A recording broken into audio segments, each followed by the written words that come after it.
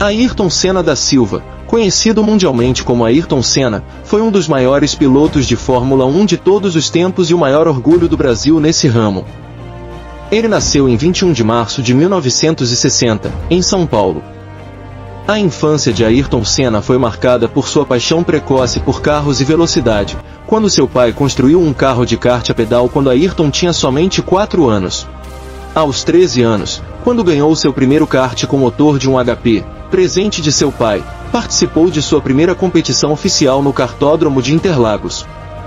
Apesar de não ter vencido, ele demonstrou habilidades excepcionais e uma determinação impressionante para alguém tão jovem. Sua dedicação e talento o levaram a ganhar o Campeonato Paulista de Kart em 1974 com apenas 14 anos. A infância de Ayrton Senna foi marcada por uma combinação de paixão natural, talento excepcional e um ambiente familiar que o incentivou a seguir seus sonhos, mas ninguém imaginava onde ele iria chegar. Antes de continuarmos, deixe aqui o seu like e se inscreva no nosso canal para ficar sempre por dentro das mais diversas curiosidades e saber o que ninguém mais sabe. Senna fez sua estreia na Fórmula 1 em 1984 pela equipe Toleman Hart. Logo no seu primeiro ano, mostrou seu potencial ao conquistar um segundo lugar memorável e sofrido no Grande Prêmio de Mônaco, em condições de chuva intensa e interrupção de prova.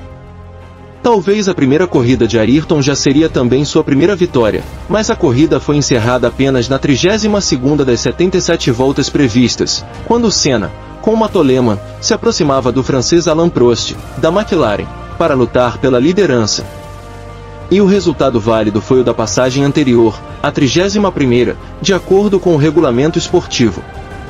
Contudo, se a última volta tivesse sido considerada, Ayrton teria sido vencedor, gerando uma polêmica muito grande na época e uma grande revolta aos brasileiros, que tiveram o prêmio na mão por alguns segundos, e depois o tiveram arrancado dos seus braços.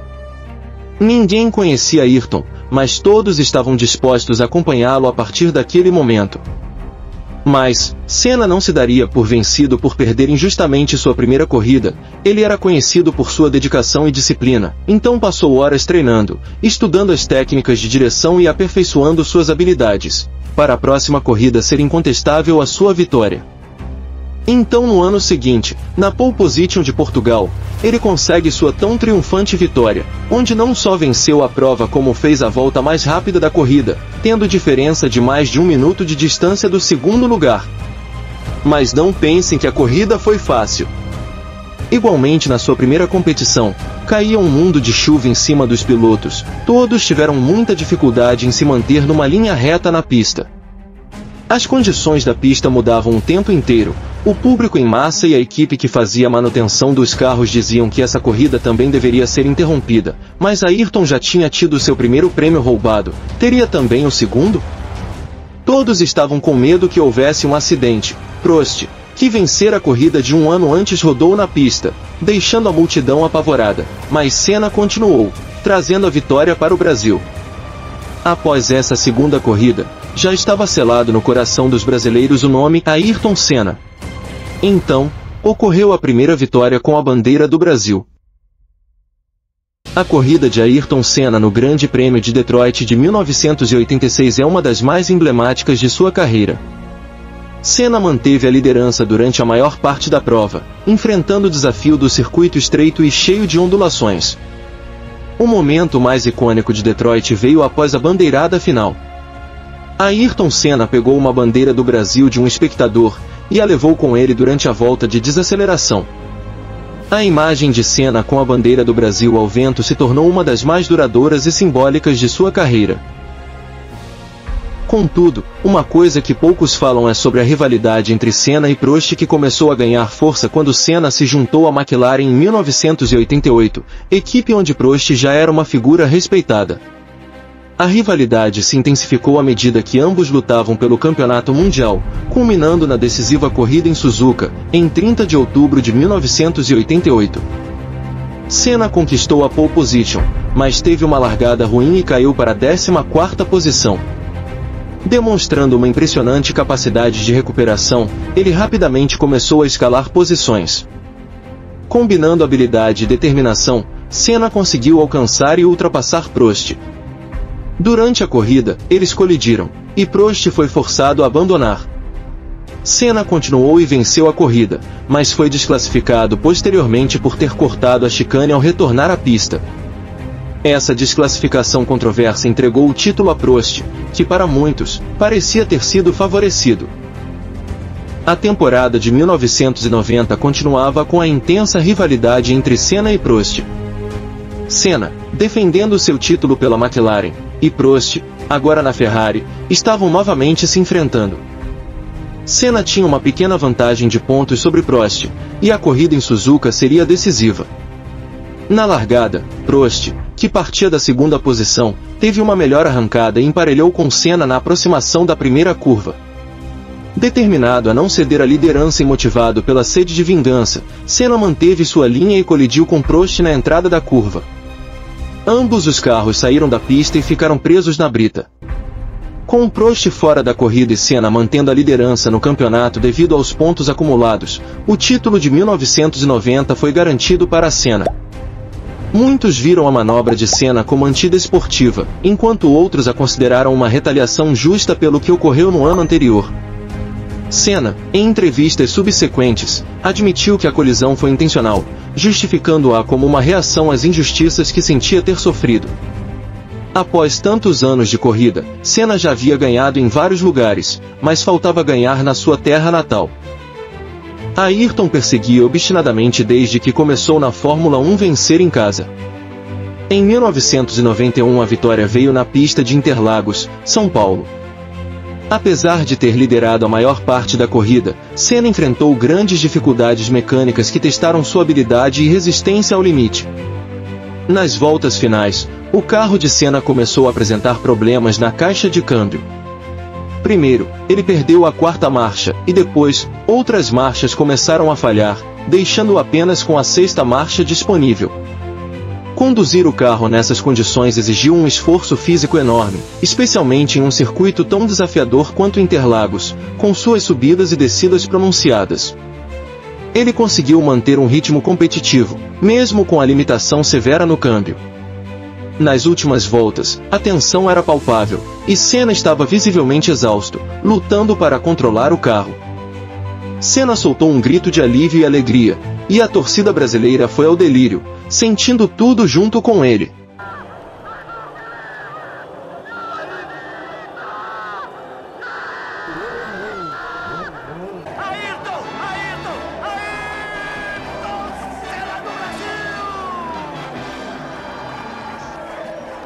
Eu tive uma corrida muito difícil no início, com problemas de pneu. E eu, para mudar as marchas sem poder passar pela quarta, eu tinha que fazer um esforço tremendo no braço.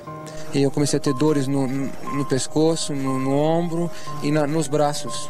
O esforço que eu tinha que colocar para guiar, para segurar o carro no volante era maior ainda, porque o motor empurrava o carro para fora da curva, nas curvas lentas. E eu pensei comigo, falei, pô, eu lutei tantos anos para chegar a isso, vai ter que dar. Foi devido ao desgaste extremo, eu tive espasmo muscular nos ombros e no pescoço. E quando eu parei o carro ali, depois da banhada de chegada, o motor parou porque não dava para engatar marcha nenhuma. E o resultado só podia ser esse mesmo, acabar a corrida sem nada sobrando. No pódio, ele mal conseguia levantar o troféu, pois seus braços não funcionavam mais. No entanto, o sorriso em seu rosto refletia o orgulho de ter finalmente vencido em casa. Além de todas as suas conquistas, Ayrton Senna é frequentemente lembrado como o Rei de Mônaco. Em 1993, ele conquistou sua sexta vitória no Grande Prêmio de Mônaco. Essa temporada foi um período de transição para Senna e a McLaren. A equipe estava utilizando motores Ford, que eram menos potentes comparados aos dominantes motores Renault da Williams, pilotados por Alain Prost e Damon Hill. Senna largou na terceira posição, atrás de Alain Prost e Michael Schumacher. Prost, no entanto, teve um problema no grid e teve que largar do pit lane, deixando Senna em segundo lugar logo atrás de Schumacher. Senna rapidamente aproveitou a oportunidade para assumir a liderança quando Schumacher teve problemas de freio e abandonou a corrida. Uma vez na liderança, era impossível segurar a garra de Senna. A sexta vitória de Senna em Mônaco não apenas o colocou em um pedestal como também fez ele ser o maior vencedor na história do circuito. Infelizmente, não podemos contar sobre Ayrton Senna sem lembrar de Imola. Durante os treinos de sexta-feira em Imola, na Itália, Rubens Barrichello sofreu um grave acidente que o deixou temporariamente inconsciente e o afastou da corrida. Mas esse ainda não era o aviso cabal. O austríaco Roland Ratzenberger morreu após colidir violentamente contra uma parede na curva Villeneuve, sendo o primeiro acidente fatal na Fórmula 1 desde 1982, abalando todos os pilotos. No domingo, 1º de maio de 1994, a atmosfera estava pesada. Senna e os demais pilotos partiram para a corrida sob uma nuvem de apreensão. Logo na largada, houve um acidente envolvendo JJ Leto e Pedro Lamy, que espalhou detritos pela pista e feriu alguns espectadores. Mesmo assim, a corrida continuou. Senna liderava, quando, ao entrar na curva Tamburello, seu carro saiu de trajetória e bateu frontalmente contra um muro de concreto a alta velocidade. A colisão foi devastadora. Os destroços do carro e a visível inatividade de Senna deixaram claro que o acidente era grave. Apesar de todos os esforços para salvá-lo, o público já sentia. Era o fim do maior corredor do mundo. Ayrton Senna foi declarado morto, vítima de lesões fatais na cabeça causadas por uma peça de suspensão que perfurou seu capacete. A morte de Ayrton Senna foi um momento de luto global. Senna não era apenas um ícone do esporte, mas também um herói nacional.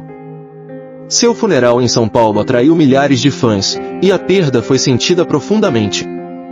Mas, não devemos lembrar dele com pesar. Ayrton Senna, além de ser um dos maiores pilotos de Fórmula 1 de todos os tempos, também era conhecido por seu compromisso com causas humanitárias.